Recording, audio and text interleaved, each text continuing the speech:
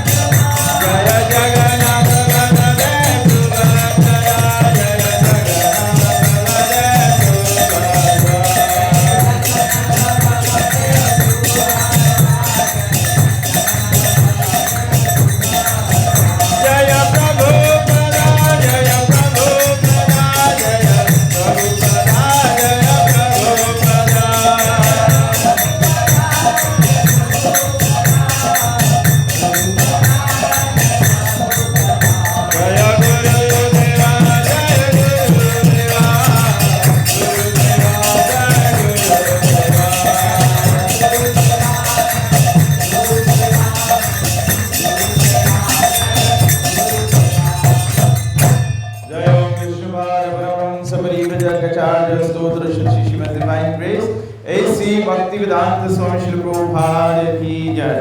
ISKCON BBD founder Shri Prabhupada की जय। ISKCON गुरु वृंद की जय। श्री गुरु परंपरा की जय। गंगा माई जमुना माई की जय। भक्ति देवी तुलसी महारानी की जय। नाम आचार्य श्री हरिदास ठाकुर की जय। प्रेम से कहो श्री कृष्ण चैतन्य प्रभु नित्यानंद श्री अद्वैत गदाधर शिवासादि गौर भक्त वृंद की जय। श्री गौरताय भगवान की जय। श्री जगन्नाथ बलदेव सुभद्रा महारानी की जय। श्री श्री सीताराम लक्ष्मण भक्त हनुमान की जय। श्री राधा कृष्ण गोपीनाथ श्याम कुंड राधा कुंड गिरि गोवर्धन की जय। श्री राधा कृष्ण भगवान की जय। श्री कृष्ण नाम संकीर्तन की जय। निताय गौर प्रेमानंदे हरि हरि। ओम अज्ञानतिमिरन्धस्य ज्ञानञ्जनशलाकया चक्षुरुन्मीलितं येन तस्मै श्रीगुरुवे नमः। श्रीचैतन्यमनोभीष्टं स्थापितं दिनभूतले स्वयं रूप कदा मह्यं ददाति स्वपदान्तिकं। वन्देऽहं श्रीगुरु श्रीयुतपदकमलं श्रीगुरुन् वैष्णवंश्च श्रीरूपं साग्रजातं सागर रघुनाथान्वितं तं सजीवं साद्वैतं सावधूतं परिजनसहितं श्रीकृष्ण चैतन्यदेवं श्रीराधा कृष्णपादान् सागर ललिता श्रीविशाखान्वितं च। हे कृष्णा करुणा सिन्धु दीनबन्धु जगत्पते गोपेश गोपिकाकान्त राधा कान्त नमस्तुते। तप्त कंचन गौरंगी राधे वृंदावनेश्वरी वृषभानुसुते देवी प्रणमामि हरिप्रिये। वाञ्छाकल्पतरुभ्यश्च कृपा सिन्धुभ्येव च पतितानां पावनेभ्यो वैष्णवेभ्यो नमो नमः।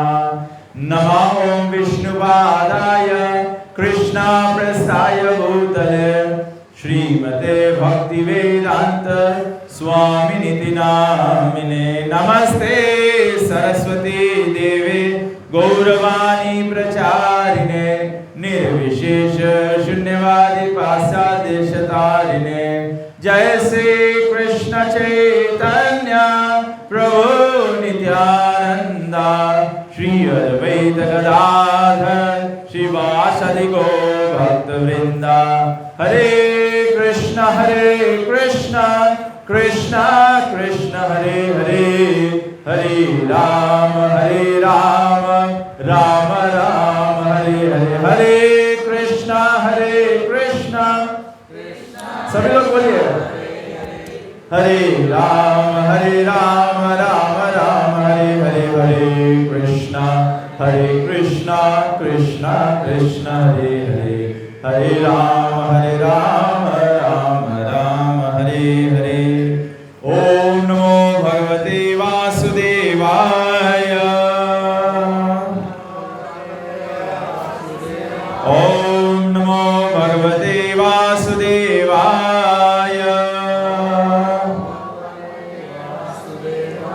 ओम नमो भगवते वासुदेवाय।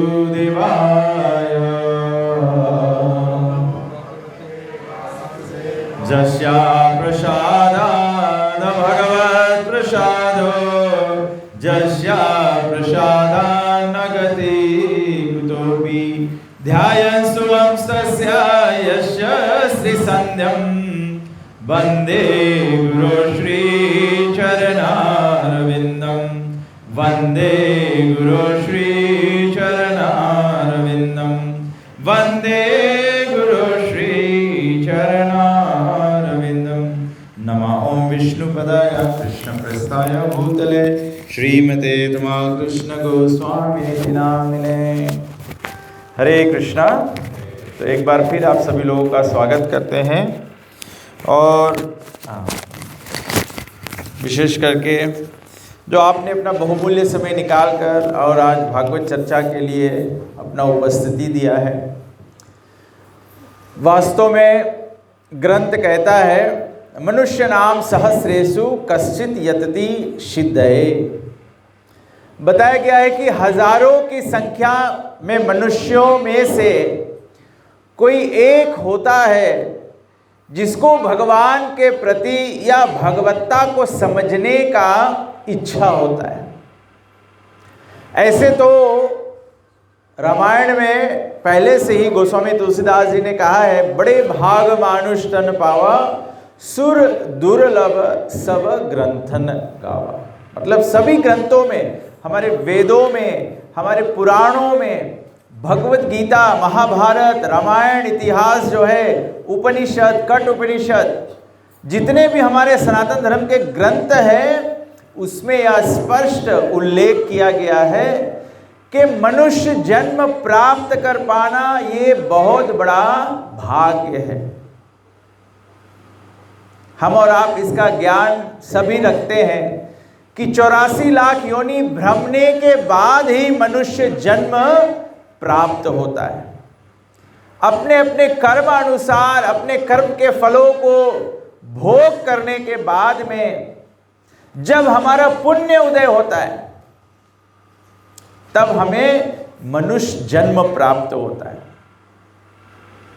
और भगवान कहते हैं, परम पुरुषोत्तम भगवान श्री कृष्ण अर्जुन को भगवत गीता के माध्यम से उल्लेख करते हैं कि मनुष्य नाम सहस्रेषु, हजारों लोगों में से कोई एक भगवान को जानने का सच्चा प्रयास करता है। वास्तविकता में अधिकांश लोग, अगर अधिकांश लोगों से पूछा जाए कि हम सनातन धर्म का पालन क्यों करते हैं, तो अत्यधिक लोग यही उत्तर देंगे, यही जवाब देंगे कि हम अमुक अमुक पूजा या ग्रंथ का अध्ययन ये सब इसीलिए करते हैं क्योंकि हमारे कुल में चलता है, क्योंकि हम सनातन धर्मी हैं, तो हम गीता, रामायण, भागवत को मानते हैं, राम और कृष्ण को पूजते हैं। तो इसके निमित्त हम भारतीय होते हुए ये पूजा पाठ के कार्य में लगते हैं। पूजा पाठ जो है वो तो केवल एक हमारे दैनिक जीवन का सभ्यता है। जैसे हर एक दिन हम लोग जीवन निर्वाह करते हैं, हर एक दिन हम भोजन करते हैं, हर एक दिन हम शौचालय जाते हैं, हर एक दिन हम स्नान करते हैं, तो ये जीवन में अमुक अमुक कार्य करना पड़ता है। ठीक इसी प्रकार से केवल पूजा पाठ करना ये हमारे जीवन का कार्य है। इसीलिए हम सुबह सुबह उठते हैं तो सूर्य नमस्कार करते हैं, स्नान करके अपने पूजा के स्थान पे जाके माथा टेकते हैं, अगरबत्ती दीप आदि करते हैं। तो ये हम लोग के कुल के सभ्यता की तरह हम लोग करते हैं। वास्तविकता में ग्रंथ कहता है कि मनुष्य जन्म जो है, हमारा ग्रंथ कहता है, हमारे वेद कहते हैं कि हमारा जो मनुष्य जन्म है, वो मनुष्य जन्म जो प्राप्त होता है पुण्यों के पश्चात, वो ब्रह्म को जानने के लिए प्राप्त होता है।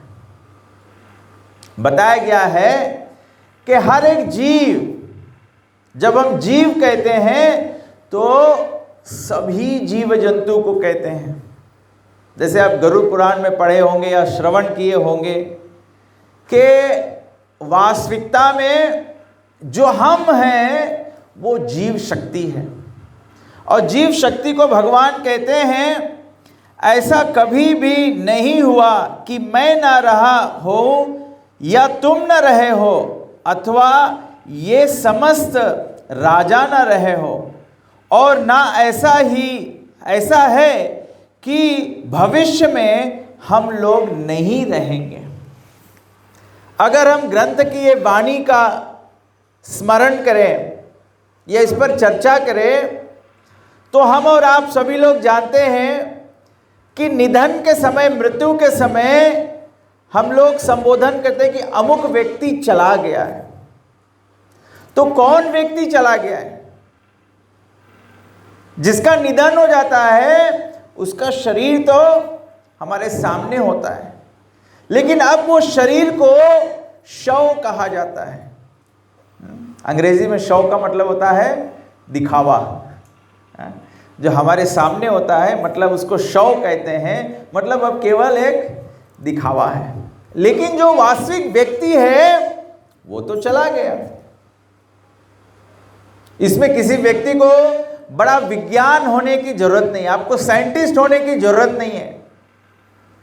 अज्ञानी से अज्ञानी पुरुष इसको समझ जा सकता है। इतना सहज है भगवान की जो शक्ति है, जो जीवात्मा उसको समझ पाना।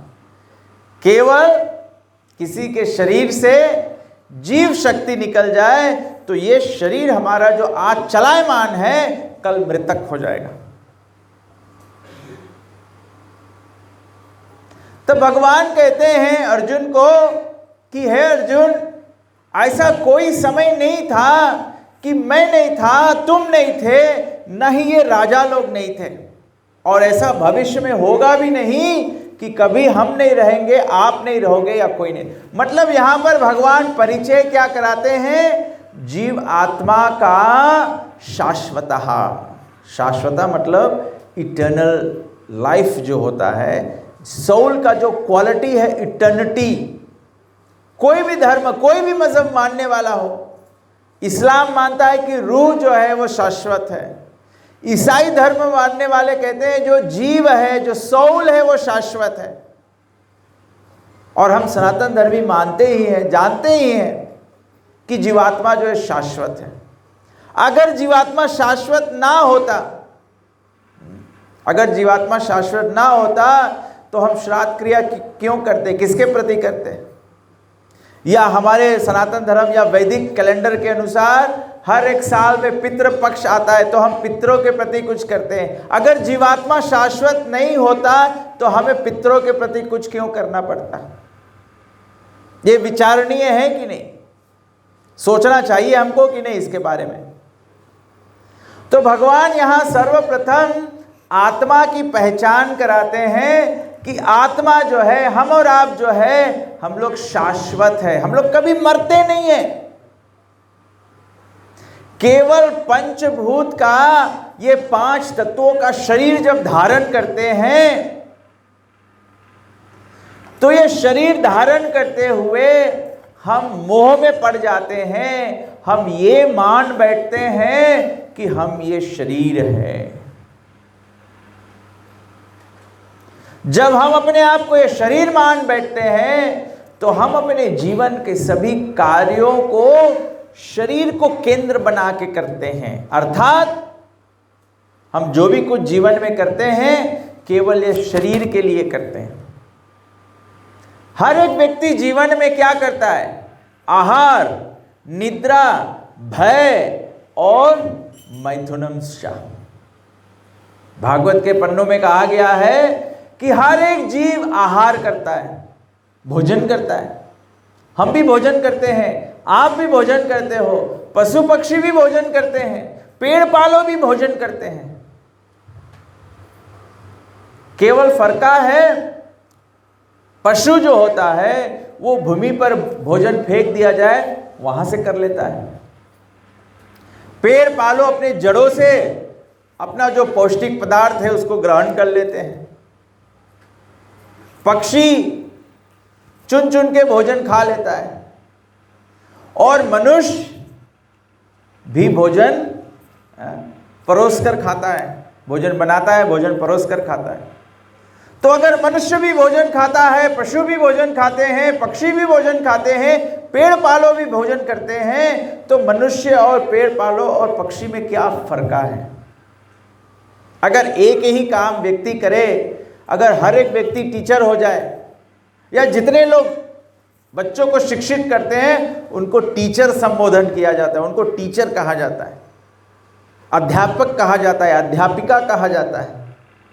तो ठीक इसी प्रकार से जब हम केवल भोजन करते हैं, 84 लाख योनि भोजन करता है, तो फिर 84 लाख योनि में ये भेदभाव क्यों कि हमको मनुष्य माना जाए और अन्य जीवों को, चाहे जानवर, चाहे पक्षी, चाहे पेड़ पालो से संबोधन किया जाए? आहार कार्य तो एक ही है, आहार निद्रा, सभी जीव जंतु सोते हैं, मनुष्य भी सोता है, पेड़ पालो भी सोते हैं। हम लोग अपने परिवार में सभ्यता, हमारे विशेष करके भारतीय सभ्यता में हम लोग के पूर्वज लोग हमको ये शिक्षा दिए हैं कि जब सूर्य अस्त हो जाए तो रात्रि को पौधाओं को भी, वृक्षों को भी डिस्टर्ब नहीं किया जाता है, क्योंकि पूर्वज हमारे कहे हैं कि जब सूर्य अस्त हो जाता है तो पेड़ पालो भी सो जाते हैं। आपने सुना है कि नहीं? सब लोग सहमत हैं। तो आहार निद्रा तो सभी लोग सोते हैं। जानवर होता है वो गाड़ी के नीचे सो जाता है, गैया जो होती है वो खेत में सो जाती है, पक्षी पेड़ के वृक्ष पे सो जाता है, मनुष्य अपने घर के छत्र छाया में खाट पर सो जाता है। लेकिन सोने के पश्चात क्या किसी को मालूम पड़ता है कि व्यक्ति कहां सोया हुआ है? कभी कभी आप अपने घर पे खाट पे नहीं सोते हो, फर्श पे ही सो जाते हो, फ्लोर पर सो जाते हो, लेकिन एक बार गहरी नींद में हो जाओ तो फिर नहीं पता लगे ऊपर सुते हो कि नीचे भूमि पर सुते हो। आहार निद्रा भय मतलब हम लोग सब लोग अपनी अपनी रक्षा करते हैं। मनुष्य भी रक्षा करता है, जानवर भी रक्षा करता है, पेड़ पालो भी रक्षा करता है। गांव में क्या होता है, खेतों में वो कौन सा पौधा होता है जिसको स्पर्श करने से वो बंद हो जाते हैं उनके पत्ते? लजोनिया कहते हैं। वो क्यों ऐसा होता है? क्योंकि जैसे ही वो पौधा को आप स्पर्श करें वो भय के मारे अपने आप को बंद कर लेता है। कछुआ होता है, कछुआ को जैसे भय का आभास होता है वो अपना सर अपने हाथ पैर को अंदर खींच लेता है। Everyone wants to protect themselves। एक मुर्गी के बच्चे को भी देखिए, अगर आप उसको स्पर्श करना चाहेंगे तो जो उनकी माता होगी, मुर्गी जो होगी, वो उसके राइट राउंड, बिल्ली होती वो भी पंजा मारती है, कुत्ते होते हैं वो भी भौंकने लगते हैं। गांव में हम लोग अनुभव किए होंगे, गैया का बछड़ा भी आप पकड़े तो गैया कान खड़ा कर लेती है, घोड़े के बच्चे को आप पकड़ स्पर्श कर, रक्षा सभी लोग करते हैं। मनुष्य भी रक्षा करता है, मनुष्य घर में ग्रिल लगा लेता है, आधुनिक जमाने में तो सीसीटीवी लगा लेता है। सीसीटीवी से कोई लाभ नहीं होता है, केवल चोर चोरी करके चला जाए तो हम लोग देख सकते हैं कौन चोरी किया है। रक्षा हम लोग सभी लोग करते हैं। आहार निद्रा भय मैथुनमश्च, मैथुनम मतलब परिवार सभी का है। मनुष्यों का भी परिवार होते हैं, हमारे भी संतान होते हैं, हमारे भी बच्चे होते हैं। ठीक इसी प्रकार से जानवर का भी होता है और पेड़ पालों को भी होता है, पक्षी को भी होता है, सभी के परिवार होता है। जब आहार निद्रा भय मैथुन ये चार कार्य सभी जीव करते हैं तो फिर हमको क्यों मनुष्य कहा जाए और दूसरे को क्यों जानवर या पशु या पक्षी कहा जाए? ग्रंथ कहता है मनुष्य का पहचान, मनुष्य क्यों 84 लाख योनि में अलग माना गया है? धर्म में जो धर्म है, धर्म अधिक विशेषो, क्योंकि मनुष्य में बुद्धि है वो धर्म को समझ सके। धर्मेण हीन पशु भी समाना। अगर एक व्यक्ति धर्म को ना समझे तो बताया गया है पशु भी समाना, ऐसे व्यक्ति को पशु के समान तुल्य बताया गया, पशु से तुलना किया गया। तो कोई भी बुद्धिमान व्यक्ति ये प्रश्न कर सकता है, जब ग्रंथ कहता है धर्मेण हीन पशु भी समाना, कि धर्म के विहीन मनुष्य भी पशुओं में गिनती किया जाता है, तो धर्म क्या है? धर्म क्या है?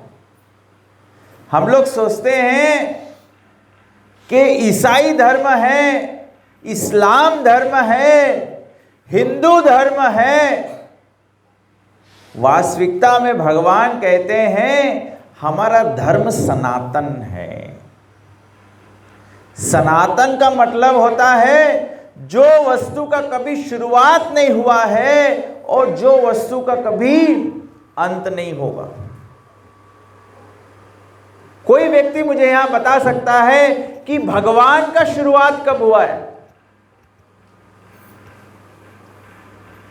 क्या हम बोल सकते हैं कि भगवान का शुरुआत हुआ है? भगवान अनादिकाल से हैं। सृष्टि नहीं हुआ था लेकिन भगवान थे। भगवान ही तो सृष्टि के कारण है।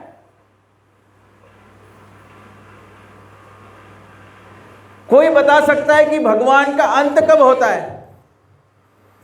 भगवान का कभी अंत नहीं होता है, ना शुरुआत है ना अंत है। इसीलिए भगवान को सनातन कहा जाता है। इसीलिए भगवान सनातन है। भगवान का कभी शुरुआत।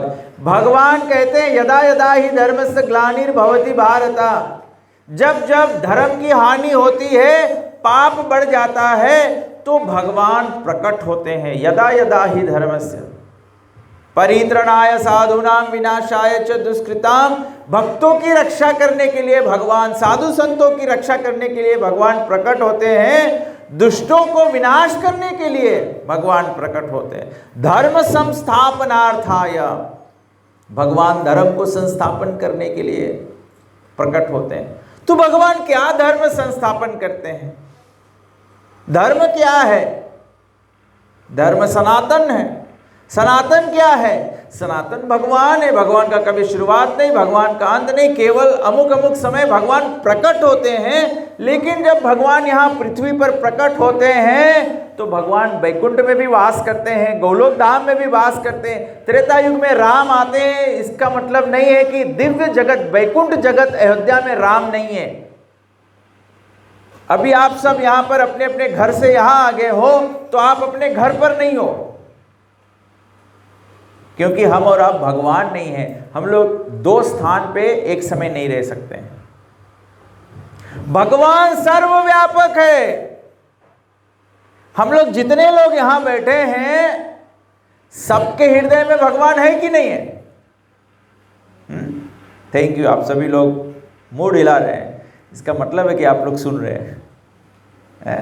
आप मूड नहीं हिलाते तो मैं जान जाता कि आप लोग सब सो गए हैं। तो थैंक यू वेरी मच, आप सुन रहे हैं। मुझे इस पर स्मरण हो गया। आप सभी लोग शिव जी के तो भक्त होंगे ही। हमारे सनातन धर्म में महादेव जी का बहुत महत्व है।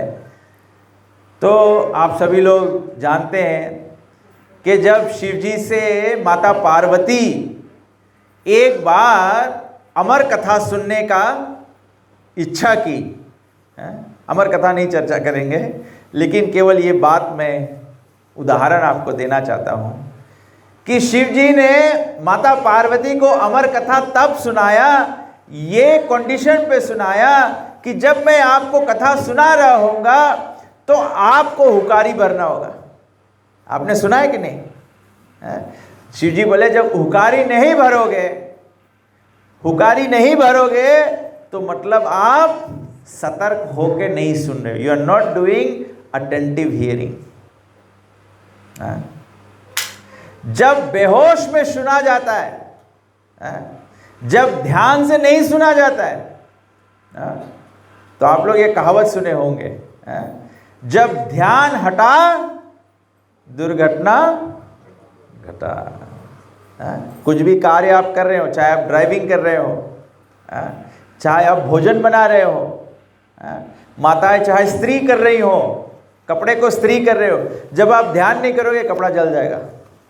ध्यान से भोजन नहीं बनाओगे भोजन जल जाएगा। पुरुष लोग ध्यान से ड्राइविंग नहीं करेंगे तो धक्का लग जाएगा। इसी प्रकार से हरि कथा को भी बताया गया है। शिव जी कहते हैं माता पार्वती को कि हरि कथा जो है, अमर कथा जो है, उसको ध्यान पूर्वक सुनना है। तो ध्यान पूर्वक सुनने के लिए हुकारी भरना पड़ता है। तो इसीलिए आप लोग हुकारी भरे तो अच्छा लगा। तो जो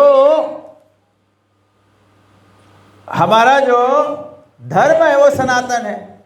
तो भगवान सनातन है, भगवान का शुरुआत नहीं, भगवान का अंत नहीं। अभी भगवान यहाँ खुद के मुखारबिंद से कहते हैं कि जो जीव है, हम और आप जो है, हम लोग सब भगवान की शक्ति है। जीवात्मा क्या है? भगवान की शक्ति है। भगवत गीता के 15वें अध्याय में भगवान कहते हैं, ममई अंश जीवलोके जीवभूत सनातना मनसष्टानि इंद्रियाणि प्राकृति स्थानि कर्षति। भगवान कहते हैं हम और आप जो है, हम लोग भगवान के अंश हैं। जैसे हमारे बच्चे होते हैं, हमारे संतान होते हैं, संतान जो होता है वो माता पिता का अंश होता है। पुत्र जो होता है वो माता पिता का, या पुत्री जो होती है वो माता पिता के अंश होते हैं। ठीक इसी प्रकार से जीव शक्ति जो है वो भगवान का सनातन अंश है। अब क्योंकि भगवान शाश्वत है तो भगवान का अंश भी है, वो भी शाश्वत होगा कि नहीं? तो मतलब भगवान सनातन है और हम जीव शक्ति सनातन है। हम और आपका कभी मृत्यु नहीं होता है। कोई व्यक्ति जानता है आपका शुरुआत कब हुआ है? हमारा शुरुआत ये जन्म से नहीं हुआ है, जन्म जन्मांतर से हम लोग हैं। पुण्य कर्म का फल है कि आज हम लोग मनुष्य शरीर को प्राप्त किए हैं। अब निर्भर है कि ये जन्म में हम लोग क्या करते हैं, तो कर्म अनुसार हमारा अगला जन्म होगा। आप लोग गुरु पुराण में बारंबार सुन चुके होंगे, अगर किसी के कर्जा में मर जाओ तो क्या जीवन प्राप्त होता है? कोई व्यक्ति को पता है? जी माता जी बोली, आपने सही जवाब दिया। अगर किसी के कर्जा में मर जाओगे तो दूसरा जन्म बैल का हो जाएगा, है? यहाँ गांव में बैल है कि नहीं है? है ना? तो जो बैल आपके घर पे आपका कर्जा उतार रहा है? और अगर आप किसी के कर्जा ले लिए हो और नहीं चुकता करोगे तो बैल बनना पड़ेगा मोतोबा में। तो और कर्जा मतलब केवल पैसा का कर्जा नहीं, खाली पैसा के कर्जा को कर्जा नहीं कहते हैं। गुरु के हम कर्जदार होते हैं, साधु संतों के हम कर्जदार होते हैं, देवी देवताओं के कर्जदार होते हैं। आप सूर्य के कर्जदार हैं, आप वायु के कर्जदार हैं, आप भूमि धरती माता के कर्जदार हैं। हाँ, हर एक व्यक्ति इस प्रकार से हम लोग कर्जा में है। तो कहने का हमारा तात्पर्य है कि जीवात्मा जो है वो शाश्वत है। भगवान शाश्वत है, जीवात्मा शाश्वत है। अब भगवान और जीवात्मा का जो संबंध है वो शाश्वत है। और भगवान जहां रहते हैं, भगवान का वैकुंठ शाश्वत है। मृत्यु लोक तो सभी लोग जानते हैं कि मृत्यु लोक का प्रलय होता है ना, छोटी छोटी प्रलय होती है, फिर महाप्रलय होता है। सब लोग, हर सनातन धर्मी जानता है, जब शिव जी तांडव करते हैं तो प्रलय हो जाता है, अर्थात ये सारा संसार का समाप्ति हो जाता है। लेकिन वैकुंठ का समाप्ति नहीं होता है। इसीलिए तो हर एक व्यक्ति या पुत्र या परिवार हमारे से जो बिछड़ जाता है, माता पिता जो हमारे वंशज होते हैं, उनका जब निधन हो जाता है तो हम लोग क्या प्रार्थना करते हैं? मोक्ष की प्रार्थना करते हैं। मोक्ष मतलब शाश्वत जीवन, वैकुंठ की प्राप्ति हो, इसकी हम लोग प्रार्थना करते हैं। क्यों हम लोग वैकुंठ चाहते हैं? क्योंकि वैकुंठ में न जन्म है न मृत्यु है, उसको कहते हैं शाश्वत जीवन। तो भगवान शाश्वत है, जीवात्मा शाश्वत है, वैकुंठ शाश्वत है। तो जब जीवात्मा शाश्वत जीव शाश्वत भगवान की सेवा करके शाश्वत धाम को प्राप्त करे, उसको कहते हैं सनातन धर्म। जब जीव सनातन भगवान की सेवा करके वैकुंठ की प्राप्ति करता है, उस जीव को कहा जाता है सनातनी। हम और आप सनातनी हैं। सनातनी मतलब केवल सनातन धर्म को या एक हिंदू धर्म को मानना नहीं, उस धर्म को निभाना। जैसे पति पत्नी होते, एक दंपति होते, अगर पत्नी पति की सेवा ना करे और पति पत्नी का पालन पोषण ना करे, क्या उस संबंध को पति पत्नी का संबंध माना जा सकता है? कोई मानेगा? नहीं मानेगा ना। ठीक इसी प्रकार से जब जीवात्मा भगवान की सेवा में संलग्न ना हो, तब तक जीवात्मा सनातनी नहीं है, या जीवात्मा सनातन धर्म को पालन नहीं कर रहा है।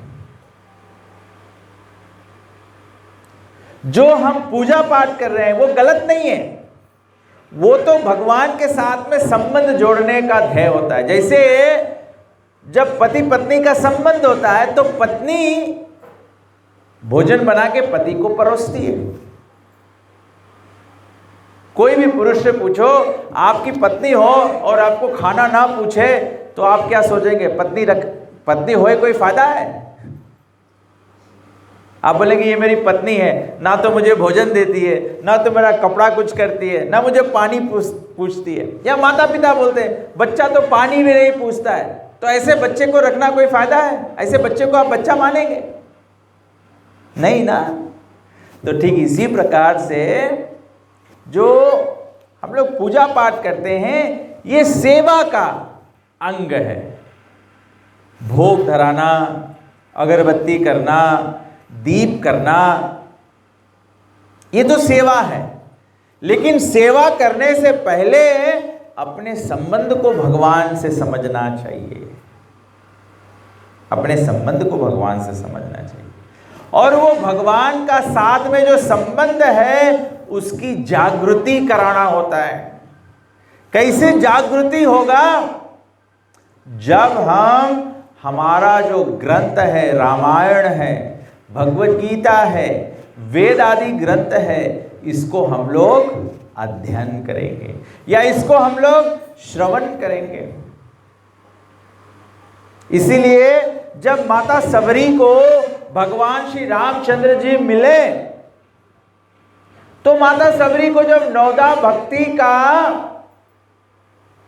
परिचय कराया, तो सबसे पहले कहा प्रथम भक्ति संतन कर संगा।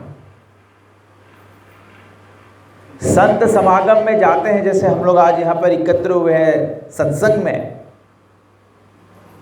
स्कूल के जो कार्यकर्ता हैं, जो भक्त आत्मानंद प्रभु और अघारी प्रभु और जितने लोगों ने मिलके ये सत्संग रचाया है।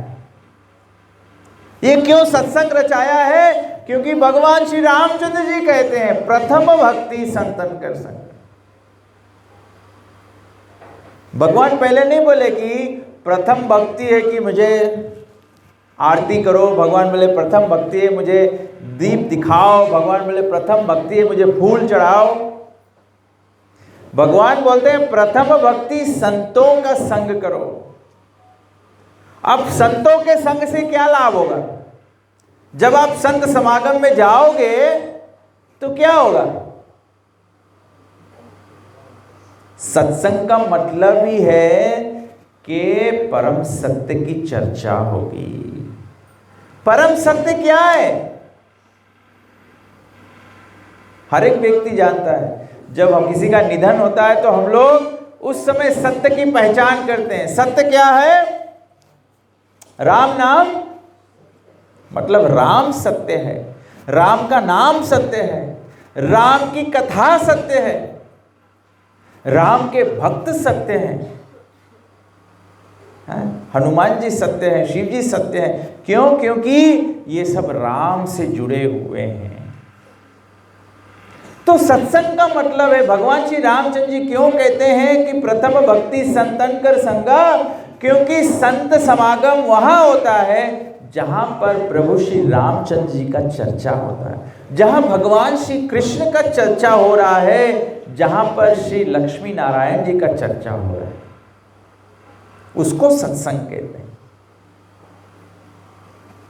जहां पर भगवान की चर्चा हो रही है तो सबसे पहले भगवान की पहचान होना चाहिए। किसी भी व्यक्ति का पहचान पहले होता है। हम किसी व्यक्ति को मान सम्मान क्यों देते हैं? उसके पहचान पर, उसके भव्यता को जानकर। अगर हमारे समक्ष में कोई भी आदिवासी आ जाए, क्या हम उसको सम्मानित करेंगे? ज्यादा समय हम लोग नहीं करेंगे। लेकिन अगर प्रधानमंत्री आ जाए तब आप सम्मानित करेंगे? आप उसको आदिवासी नहीं देखेंगे, आप उनको प्रधानमंत्री देखेंगे। और प्रधानमंत्री जो पदवी है वो बहुत बहुत भव्य है। इसी प्रकार से राम का भगवत्ता भव्य है, कृष्ण का भगवत्ता जो है वो भव्य है, नारायण का भगवत्ता जो है वो भव्य है। आप डरिए मत, वो कॉकरोच आपसे डर रहा है इसीलिए वो घबरा के भाग रहा है।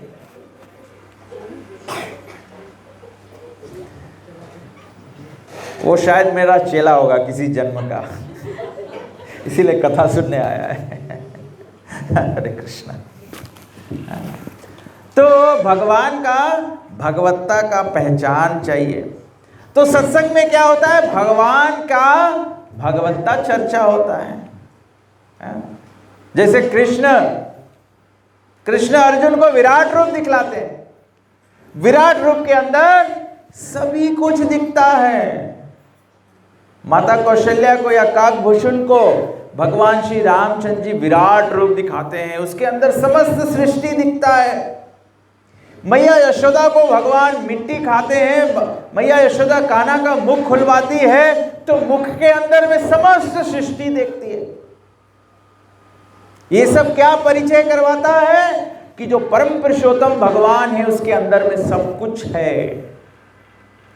भगवान सभी वस्तुओं के स्रोत हैं। तो सत्संग में भगवान का पहचान मिलता है।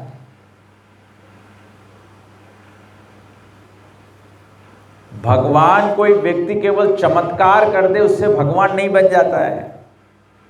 अन्यथा कलयुग में, अगर कलयुग में रावण आ जाए और रावण साधु जैसा भेष बना के जैसे सीता जी को हर लिया, अगर ऐसे लोग चमत्कार कर दे तो कलयुग में तो लोग रावण को भगवान मानने लगेंगे।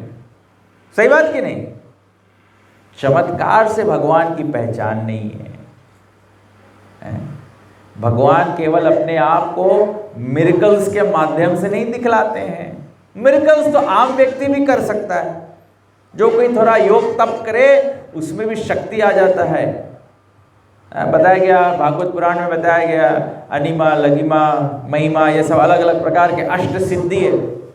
जैसे हनुमान जी को बताया गया अष्ट सिद्धि के दाता, हनुमान जी के पास अष्ट सिद्धि है।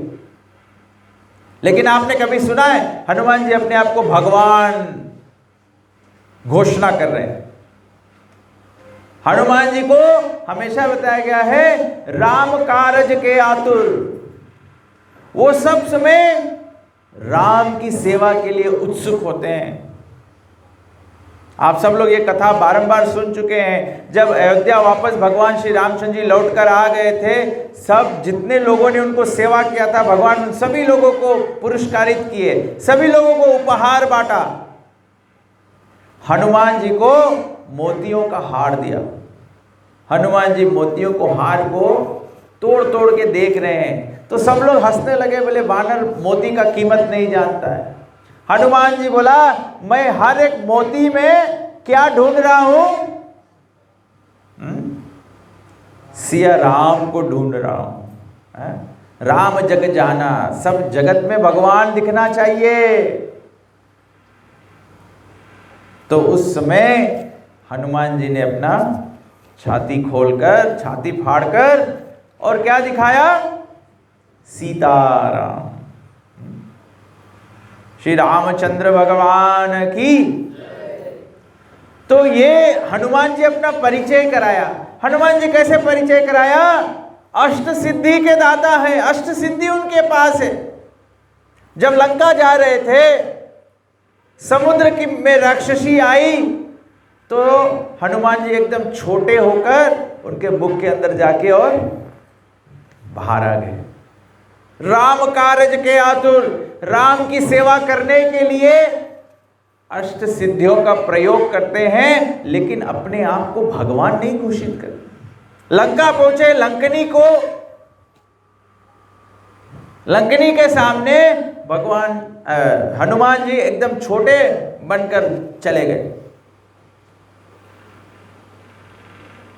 वो समुद्र की जो राक्षसी थी उसके सामने हनुमान जी बढ़ते चले गए और इतना बड़ा मुख खोल दिया राक्षसी ने। हनुमान जी ने तुरंत छोटा होकर उसके अंदर जाके और वापस निकला। भगवान को बताया गया है कि भगवान के भगवत्ता से भगवान की पहचान होती है। इसीलिए संत समागम में जाया जाता है तो भगवान का पहचान, हमारे ग्रंथों का अध्ययन कीजिए। संत समागम में जाए तो ग्रंथ से संत चर्चा करते हैं और जो ग्रंथ में लिखा है उसमें भगवान की पहचान कराया जाता है।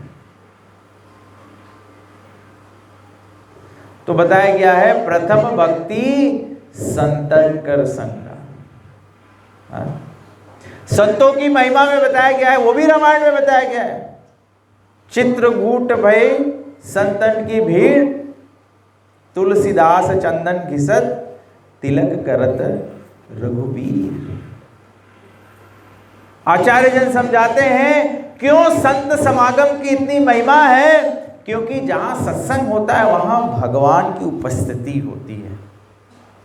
जहां पर संतों का भीड़ लगता है वहां पर गोस्वामी तुलसीदास जी अर्थात भक्त जन भगवान की सेवा के लिए अग्रसर होते हैं। तिलक करत रघुबीर मतलब कि भगवान वहां उपस्थित होते हैं तभी तो तिलक स्वीकार करते हैं। भगवान कहते ना हम तिष्ठामि वैकुंठे न योगिनाम हृदय च मद भक्त गायन्ति तत्र तिष्ठामि नारद। भगवान नारायण कहते हैं नारद को, ना हम तिष्ठामि वैकुंठे। अगर वैकुंठ में भक्त नहीं हो तो भगवान कहते हैं मैं वैकुंठ में भी नहीं वास करता हूं। ना हम तिष्ठामि वैकुंठे न योगिनाम हृदय च। अगर योगी भगवान को ध्यान नहीं कर रहा है, केवल पद्मासन में बैठ जाए, आंखों को आधा बंद आधा खुला कर ले, यम नियम आसन ग्रहण कर ले, लेकिन नारायण का स्मरण नहीं हो रहा है, तो भगवान कहते हैं योगी नाम हृदय च। भगवान बोलते हैं ना हम तिष्ठामि वैकुंठ, ना योगियों के हृदय में रहता हूं। भगवान कहते हैं मैं कहां रहता हूं? मद भक्त गायन्ति। जहां मेरा भक्त, जहां पर संत मेरा पुकार करते हैं, हरे कृष्णा हरे कृष्णा कृष्णा कृष्णा हरे हरे हरे राम राम राम हरे हरे। श्री कृष्ण भगवान की।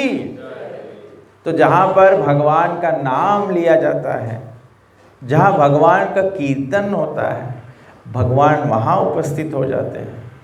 इसीलिए तो हमारे सनातन धर्म के अंदर में कहीं निधन हो जाता है तो लोग 13 दिन तक भजन करते हैं। कहीं रामनवमी होता है तो कथा होता है और भजन होता है। जन्माष्टमी होता है, अभी अगले सप्ताह से जन्माष्टमी शुरू होने वाला है, तो कृष्ण कथा होगा और कीर्तन भजन होंगे। जहां पर भगवान का कीर्ति गाया जाए, कीर्तन मतलब जहां पे भगवान का कीर्ति गान होता है, भजन मतलब जहां पे भगवान को भजा जाता है, भगवान वहां उपस्थित हो जाते हैं। तो सत्संग में भगवान उपस्थित हो जाते हैं। इसीलिए अगर किसी को भगवान प्राप्त करना है, सनातन धर्म को अनुभूत करना है, अपने शाश्वता को एक्सपीरियंस करना है, तो वो हमें सत्संग में मिलेगा। सत्संग में इसीलिए बताया गया है, आज भी भारत में सभ्यता है, लोग क्यों वृंदावन जाते हैं, लोग क्यों हरिद्वार जाते हैं, लोग क्यों काशी जाते हैं, क्यों ऋषिकेश जाते हैं, गंगोत्री जाते हैं, जमुनोत्री जाते हैं, अलग अलग तीर्थ स्थान में क्यों जाते हैं? तीर्थों में जाया जाता है साधु संतों से भगवान की कथाओं को, भगवान के लीलाओं को और भगवान के विशिष्टता को, भगवान के भव्यता को समझ पाए।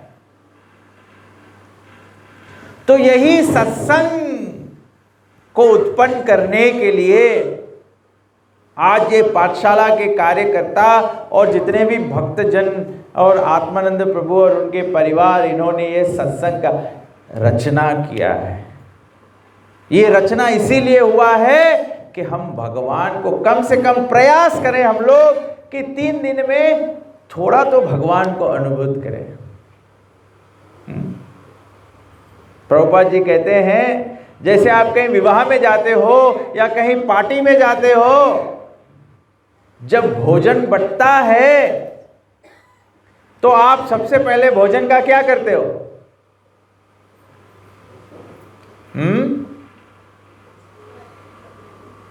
भोजन खाने से पहले क्या करते हो?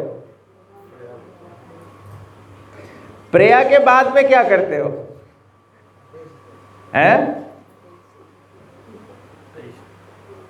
टेस्ट करते हैं।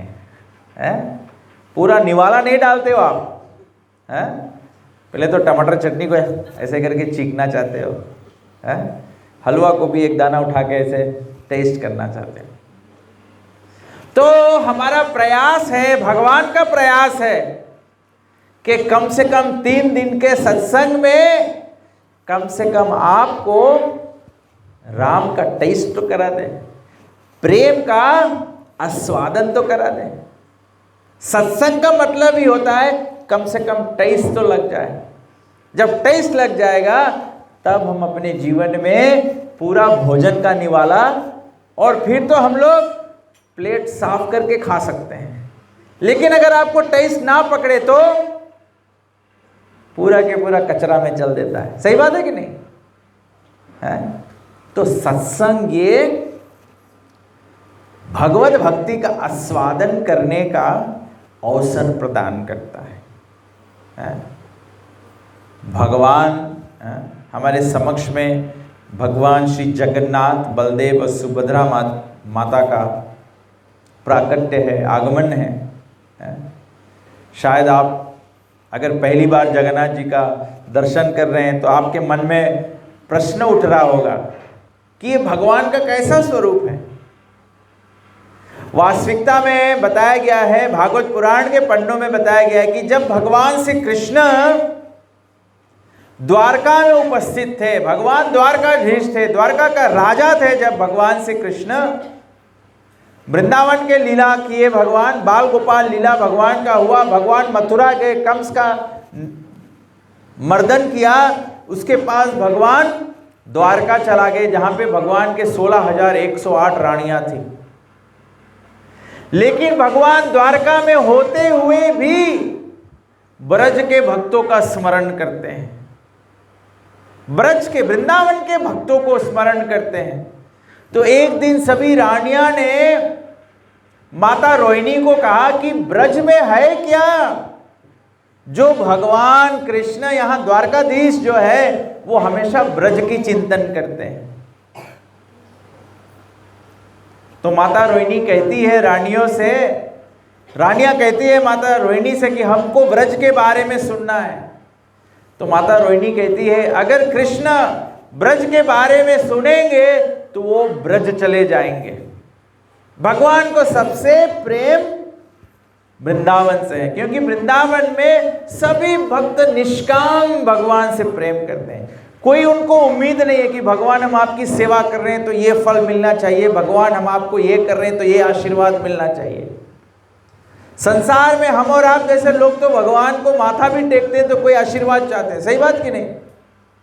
या किसी को कोई भूत प्रेत पकड़ ले तो भगवान के पास चला जाता है, या कोई बीमारी पकड़ ले तो भगवान के पास चला जाता है। निष्काम कौन जाता है? ब्रज के बाद निष्काम प्रेम करते हैं भगवान से। तो माता रोहिणी जब द्वारका के रानियों को वृंदावन के कथा बता रही थी तो उस समय श्री कृष्ण की बहन जो है सुभद्रा को राजसभा के द्वार पर पहरेदार बनाया कि अगर कृष्ण और बलराम आएंगे और वो ब्रज की लीला सुन लेंगे तो वो वृंदावन जाना चाहेंगे, तो भला पहरेदारी करो कि वो आए तो हमें संकेत कर देना। तो जब सुभद्रा जो है, कृष्ण की बहन जो है, वो पहरेदारी कर रही थी तो वो भगवान के बाल लीलाओं का स्मरण किया और स्मरण करते हुए एकदम आश्चर्यचकित, जैसे घबरा गई। आपको कोई समाचार मिले आप घबरा जाते हैं, आंख बड़ा बड़ा हो जाता है कि नहीं, शॉक हो जाता है आप। तो सुभद्रा जी जो है वो कृष्ण की बहन है। और हम लोग जानते हैं जब वसुदेव जी कृष्ण को ले जाके नंद बाबा के यहाँ छोड़ आए थे तो गोकुल से नंद बाबा के यहाँ से किसको लेकर आए थे? एक कन्या को लेकर आए थे। जब कंस ने कन्या को मारने का प्रयास किया तो वो कन्या आकाश में उड़ती हुई कौन सा रूप धारण की? दुर्गा जी। इसीलिए दुर्गा जी का एक नाम है, भगवान का नाम है कृष्ण और दुर्गा जी का नाम है कृष्णा। या दुर्गा जी का एक नाम है, अभी भी लोग भारत जाते हैं दर्शन करने के लिए तो लोग जाना चाहते हैं वैष्णो देवी। नारायण के, विष्णु के भक्तों को वैष्णव कहा जाता है और विष्णु के जो भक्तिन होती हैं उनको वैष्णवी कहा जाता है। दुर्गा जी को वैष्णो देवी कहा जाता है। तो दुर्गा जी वास्तविकता में कृष्ण की बहन है। तो वो भी कृष्ण के लीलाओं को, बाल लीलाओं को सुनकर आश्चर्यचकित हो गई। उसी समय वहां पर कृष्ण और बलराम का आगमन हुआ तो बलराम जी भी सुनने लगे कि सुभद्रा का ये हाल कैसे हो गया, अंदर क्या चल रहा है। जब वो दरवाजे में कान लगा के वो भी कृष्ण के बाल लीलाओं को सुने तो वो भी आश्चर्य हो गए। तभी वहां पर कृष्ण का आगमन हुआ। कृष्ण देखा भाई बलराम और बहन सुभद्रा का ये दशा कैसे हो गया, अंदर क्या चल रहा है। उन्होंने भी कान लगाया तो खुद के बाल लीलाओं को सुना तो कृष्ण भी आश्चर्यचकित हो। बताया गया है जगन्नाथ जी कृष्ण है, सुभद्रा जी उनकी बहन है और बलदेव जी बलराम है।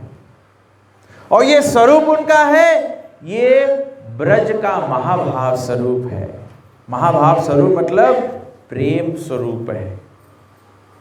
अत्यधिक प्रेम जब भक्तों का होता है भगवान उससे आश्चर्यचकित हो जाता है।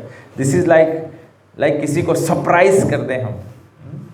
कभी कभी हम लोग किसी को सरप्राइज बर्थडे दे देते हैं ना, उनके आंख निकल आते हैं देखकर। तो ये भगवान का सरप्राइज फॉर्म है। और यहाँ पर भगवान आज इस सरप्राइज फॉर्म में है क्योंकि भगवान आप सभी को देखकर एकदम हर्षित हो गए हैं। और जब भगवान सरप्राइज हो गए हैं तो भगवान अपने दोनों भुजाओं को आगे बढ़ा के आपको आलिंगन करते हैं, आपको स्वीकार करते हैं। इसीलिए भगवान का नाम है जगन्नाथ। भगवान सारे जगत को स्वीकारते हैं, भगवान सभी को स्वीकारते हैं। भगवान के नज़र में कोई बड़ा कोई छोटा, कोई ऊंचा कोई नीचा, कोई ये धर्म वो धर्म, जाति पाति ये सब नहीं है।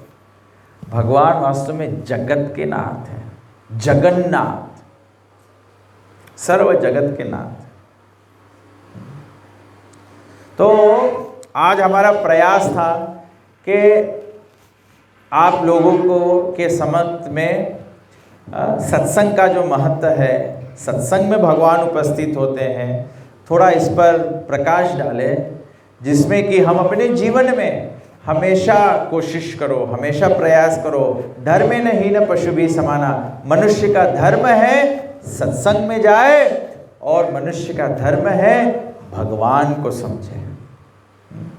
तो भगवान के भगवत्ता क्या है, भगवान के भगवत्ता को समझा कैसे जाए, ये हम लोग कल के सत्संग में चर्चा करेंगे। तो आपसे प्रार्थना है, उम्मीद है आप लोग कल शाम को फिर यहाँ पर एकत्र होंगे। कल शनिवार है और कल का प्रोग्राम है कि हम लोग शहर में 10 बजे से कीर्तन करेंगे और प्रसाद वितरण करेंगे। तो आप सभी लोग भी आइए, भगवान के हरि कीर्तन का, भगवान के कीर्तन का यात्रा होगा, तो कीर्तन यात्रा में भाग लीजिए। और फिर शाम को 5 बजे के समय जगन्नाथ जी का रथ यात्रा होगा। जगन्नाथ जी रथ यात्रा मतलब भगवान जब द्वारका से कुरुक्षेत्र गए तो ब्रज के भक्त वहाँ पर आए और भगवान को रथ पे बिठा के वापस वृंदावन लेके जाना चाहते हैं, तो उसको रथ यात्रा कहते हैं। बताया गया है ग्रंथों में, बड़ा वामन पुराण में बताया गया है कि जो व्यक्ति जगन्नाथ जी के रथ के यात्रा जब निकलता है, उसको उसके रथ के रस्सी को हाथ से पकड़ के खींचता है, वो व्यक्ति का भव बंधन जो है वो छूट जाता है। जन्म मृत्यु के चक्कर में हम लोग बंधे हुए हैं, वो जन्म मृत्यु का बंधन जो है वो कट जाता है। मुझे इस पर स्मरण आता है, रामायण में जब भगवान श्री रामचंद्र जी को मेघनाथ ने नागफास से बांध दिया था, तो गरुड़ आए नागफास से छुड़ाने के लिए, तो भगवान श्री रामचंद्र जी को दर्शन करते हुए वो भगवान श्री रामचंद्र जी को कहते हैं, ये कैसा बंधन खुद ही बंधे हो, बंधन काटन हारो, बंधन काटन हारो। बताया भगवान क्या कहते हैं, हमारे भवबंधन को काटते हैं। गरुड़ जी प्रार्थना करते हैं कि हे राम, ये क्या बात हुई कि आज तुम खुद बंध गए हो बंधन से, और वो बंधन नागफास के बंधन से छुड़ाने के लिए भगवान गरुड़ जी आते हैं उनको छुड़ाने के लिए। गरुड़ कौन है? गरुड़ भगवान के भक्त हैं, भगवान विष्णु के आवाहन हैं। तो हमारे जीवन के भवबंधन को छुड़ाने के लिए भक्तों की आवश्यकता है, साधु संतों की आवश्यकता है। इसीलिए सत्संग का फिर महिमा हम लोग समझ सकते हैं कि साधु संग जो है, संत जो है, वो हमारे वास्तविक जीवन में जो भवबंधन है, साधु जो है वो हमारे को मोक्ष प्राप्त करा सकते हैं। मोक्ष प्राप्त करने का साधन ही साधु संग है। तो जो जगन्नाथ जी को रथ यात्रा जब निकलता है, जगन्नाथ जी के रथ को खींचता है, उसके जीवन का जो भवबंधन है वो छूट जाता है। तो कल रथ यात्रा का प्रोग्राम है, प्रार्थना है आप सब लोग आएंगे, भाग लेंगे, और फिर यहाँ पर आज की तरह फिर से हम लोग 7 बजे से कीर्तन करेंगे, 6:30 बजे 7 बजे से कीर्तन करेंगे, और फिर 7:30 बजे कथा प्रारंभ करेंगे, फिर 9 बजे तक आरती और सभी को प्रसाद प्रदान करेंगे। ठीक है, सभी को भोजन प्राप्त करेंगे। तो आज की कथा जो है हम लोग यहीं पर स्थगित करते हैं। किसी को कोई प्रश्न है, कोई प्रसंग पे आपको पुष्टि चाहिए, प्रमाण चाहिए, तो आप बोल सकते हैं। हमारे गुरुवर्ग ने हमको सिखाया, हमारे गुरुजन ने हमको सिखाया कि जब भी हम लोग ग्रंथ की चर्चा करते हैं तो थोड़ा समय देना चाहिए श्रोताओं को, कि अगर कोई बात समझ में नहीं आया हो, कोई बात से आप सहमत नहीं हो, तो आप उसको प्रश्न कर सकते हैं। ऐसा बात नहीं है कि धर्म में प्रश्न नहीं किया जाता है। हमारा सारा ग्रंथ जो है वो प्रश्न और उत्तर से बना है। अर्जुन प्रश्न कर रहे हैं, कृष्ण जवाब दे रहे हैं। काकभूषण गरुड़ का संवाद है, माता पार्वती और शिव जी का संवाद है, मैत्र मुनि और विदुर का संवाद है। हमारा सारा ग्रंथ जो है वो संवाद से बना हुआ है। भगवान व्यक्ति है, so we need to talk to Krishna, Ram से बात करना पड़ेगा। तो इसीलिए हमको प्रश्न करना चाहिए। ऐसे नहीं है कि धर्म में प्रश्न नहीं किया जाता है। राम जी कहते हैं रामायण में, संशय सर्प ग्रसे हूँ मोहे ताता। बताया गया है अगर धर्म के प्रति कोई संशय हो जाए, अगर उसकी स्पष्ट नहीं किया जाए, उसको पुष्टि नहीं किया जाए, उसको सुलझाया नहीं जाए, तो बताया गया है वो क्या होगा, दुख लहरी कुतर्क बहु भ्राता। बोले एक संशय हमारे जीवन में समुद्र की लहर की तरह उत्पात मचा देगा, हमारा भगवत श्रद्धा जो है टूटता चला जाएगा, अगर एक संशय का हम लोग समाधान नहीं करेंगे। इसीलिए धर्म में कोई भी संशय है, विशेष करके हमारे जो युवा बच्चे हैं, आज हमारे युवा बच्चे क्यों धर्म को बदल रहे हैं, क्योंकि हम उनके संशय को निवारण नहीं कर पा रहे हैं। तो धर्म में प्रश्न करके और संशय को निवारण करना चाहिए। तो किसी कोई प्रश्न है? आपने कहा था कि राम ने नागपाश बन गया, तो क्यों राम क्यों बन गया? बताया गया है, प्रभु जी पूछ रहे हैं कि मैंने वो राम की थोड़ा सी कथा बताया, पूरा कथा नहीं बताया, मैं तो केवल ये दर्शाना चाहता था कि राम बंधन को छुड़ाने वाले हैं, लेकिन गरुड़ जी बोले आप क्यों बंध गए। तो बताया गया है, चौपाई में लिखा गया है कि गरुड़ जी प्रार्थना करते हैं, ये कैसा बंधन खुद ही बंधे हो, बंधन काटन हारो, बंधन काटन हारो। नागफाश का ब्रह्मास्त्र का मान न जाए, प्रभु खुद ही नाग बंध जाए। बताया गया कि ब्रह्मास्त्र का मान रखने के लिए, क्योंकि सभी लोग जानते हैं राम क्या है, राम मर्यादा पुरुषोत्तम है। भगवान राम मर्यादा का उल्लंघन नहीं करते हैं। तो बोला राम ब्रह्मास्त्र का, मेघनाथ ने ब्रह्मास्त्र का प्रयोग कर दिया था। ब्रह्मास्त्र का गुण है कि जिसके ऊपर प्रहार करे उसको नागपाश बांध दे। तो भगवान उसको इज्जत रखने के लिए, सम्मान देने के लिए राम बंध जाते हैं। ऐसे तो राम तो भवबंधन को निवारण करने वाले हैं, और भगवान अवसर देते हैं हम और आपके ज्ञान के लिए, शिक्षा के लिए, कि हर एक व्यक्ति के जीवन में कोई न कोई भक्त, गरुड़ जैसा भक्त, प्रिय भक्त, गरुड़ मतलब प्रिय भक्त। गरुड़ स्वयं भगवान का आवाहन है, भगवान के प्रिय भक्त के अपने जीवन में स्वीकारना चाहिए। इसीलिए हर एक व्यक्ति के जीवन में कोई ना कोई भक्त होना चाहिए, तो भक्त हमारे जीवन को निवारण करता है। ठीक है, और कोई प्रश्न? और कोई प्रश्न नहीं है तो हम सभी से प्रार्थना करते हैं कि हम सभी लोग खड़े हो जाएं। हम लोग भगवान की आरती करते हैं, फिर उसके बाद में हम लोग महाप्रसाद पाएंगे। और हार्दिक हार्दिक धन्यवाद देते हैं अच्युत प्रभु और सुदामा को। तो please you can lead the Aarti, will be great होना। हरे कृष्णा। जय श्री जगन्नाथ बलदेव सुभद्रा महारानी की, श्री सीताराम लक्ष्मण भक्त हनुमान की, श्री राधा कृष्ण भगवान की, ग्रंथराज श्रीमद् भागवत महापुराण की, सब संतों की गौ प्रेमानंदे। हरि हरि बोल।